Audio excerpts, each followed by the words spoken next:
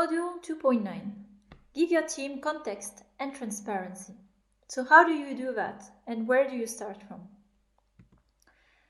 So when you want to give context and transparency, sharing information, I would assume in most of times it's you want to share because you care. You want to share, you want to make sure that everyone is informed, have the right level of information, and because you care, you want people to know, to not have surprises in the future, etc., or lose trust. Unfortunately, sharing too much can lead also to stress, anxiety, and distrust. And this is really hard to find the balance of when to share, when sharing is too much, and when sharing is not enough, that eventually also it leads to distrust. So let me give you here some tips or maybe a framework of thinking when you want to share important information with a team. So first, is it time sensitive?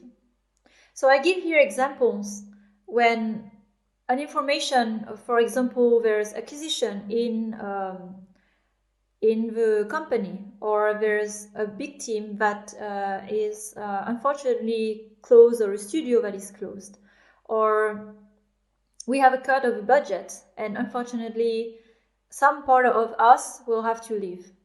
So there are different types of information that are time sensitive and some are not, and ask yourself, how time sensitive is it? Because first you need to understand, do I need to share it now and then I need to make quickly a decision of how I should share it, or if it's not that big of a consequence if you don't share it now, with the risk that it may be shared and with the people in the team in other channels that you don't control. So think about it. Is it time sensitive or not? And if yes, then we'll go to a further question. If no, take more time to think about the consideration before sharing. And then second, who needs to know? So for example, sometimes there are big company strategic news that happen. Is it relevant for all the team to know now or later, or is it relevant for only few team members? So for example, when I have departure in the team, who should know? Should the whole team know now, or should the people who work the closest should know now? In this case, it's better for the people working the closest, of course, to the person leaving, to know, because it will affect their work eventually and quickly in the coming weeks or months. For the whole team to know, not necessarily, because this can become more of a distraction or irrelevant for the work now because it didn't happen yet. So assess really, when you have an information to share, who needs to know? Then, how should it be shared? So there are many ways you can share an information. You can share it privately in one-on-one with the people who are concerned by the news. You can share it in all hands meetings. So should the whole team know at the same time to avoid the discrepancy of communication by sharing one after another, depending, of course, how sensitive is the news. Should it be shared publicly by the company later? Find your best way of how to communicate the news. But you have different options, and it's important to make it intentional based on what you try to achieve with the news you share.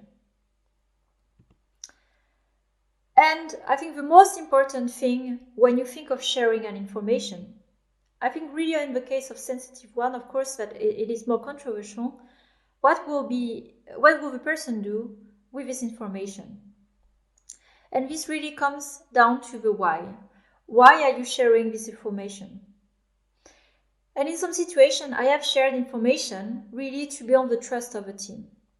Sometimes I have shared a bit upfront some news that will concern maybe other teams in the company, not because it's relevant to the team, but because we are building here the trust where, because I know this information, there's no reason for me to hide it and hold it, for us to just be all aware, and I trust everybody to be professional, and I don't to also hold the information until it's publicly shared.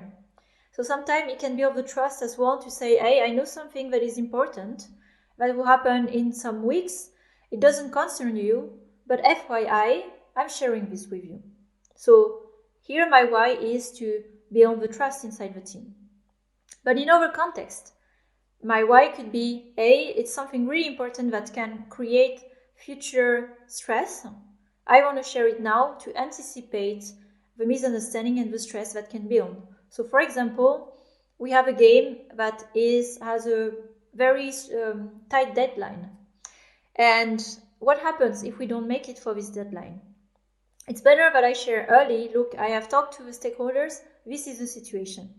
If we don't make it for the deadline, then we probably will have to stop the game. But I share with you now, so we are 3 months before, so maybe you can do something about this information, that how we approach the development. Maybe we don't plan for too long term, we find a smart solution for now, and then everybody can use this information for the best decision that maybe will not lead us to stop the game in 3 months.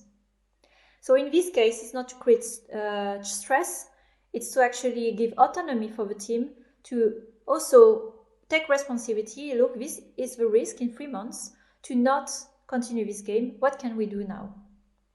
So again, take a step back and think about why in the first place are you sharing this information? What is the outcome you expect?